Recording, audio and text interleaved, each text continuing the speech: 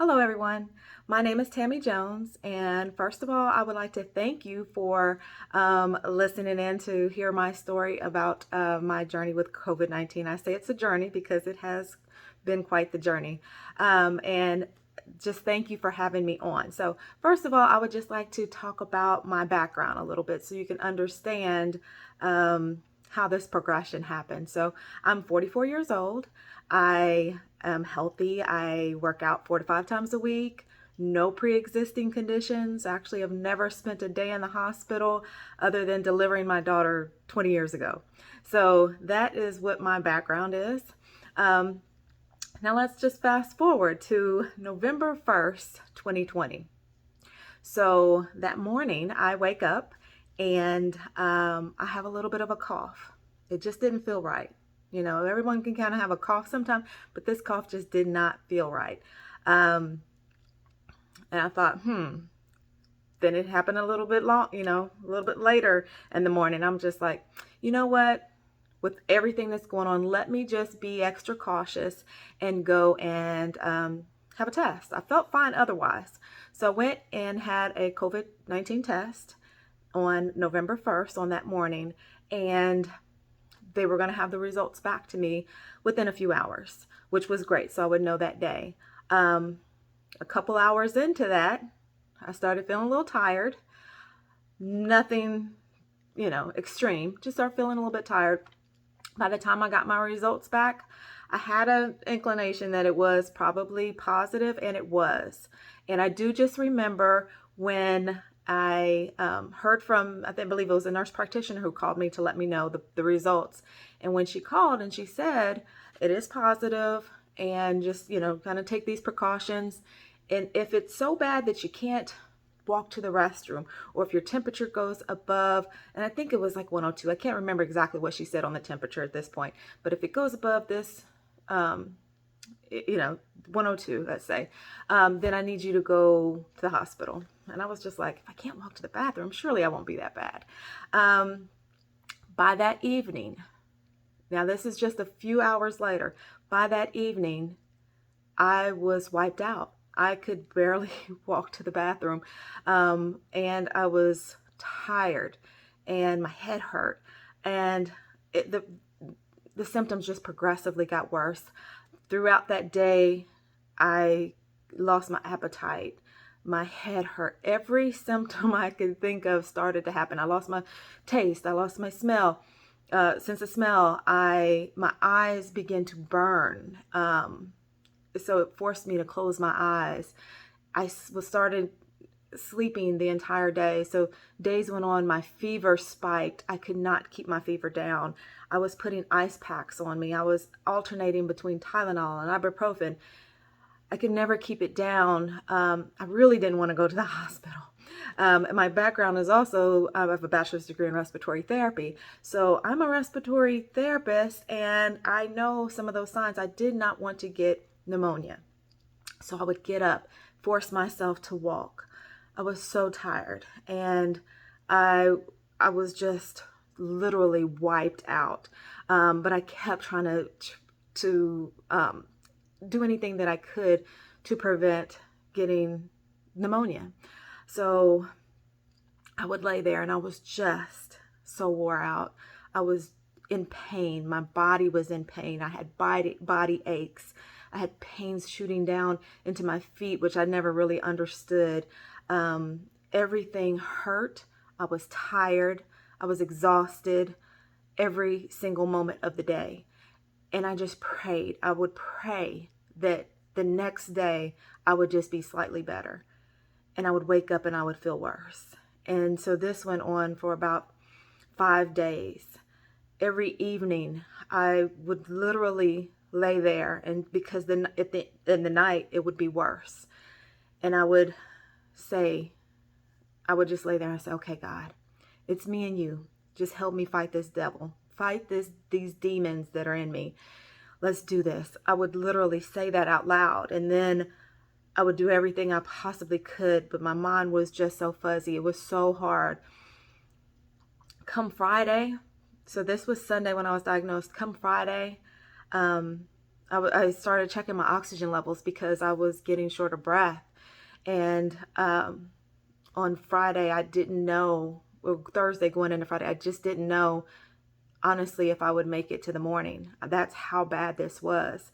I never assumed that it would be this bad for me. You know, no one ever does. You assume that if you're younger and you're healthy, that it's just going to be the flu maybe, or feel like a cold. And it was not even close to that. The flu was nothing compared to this.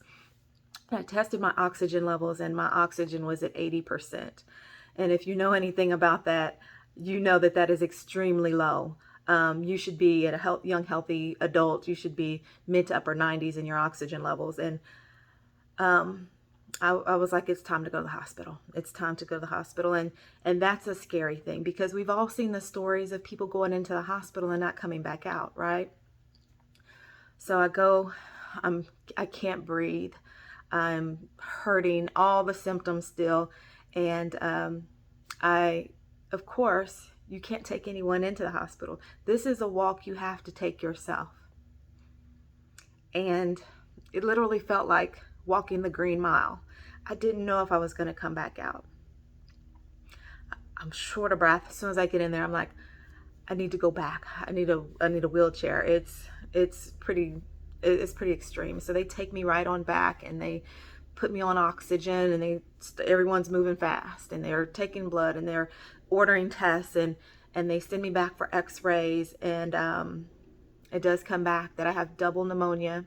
My lungs were pretty full with infection, and it was, I needed to be there. I probably needed to be there days prior, but I needed to be there that day. It was pretty extreme. So you know, they say I'm going to have to stay there. I have to stay, with treatment, antibiotics.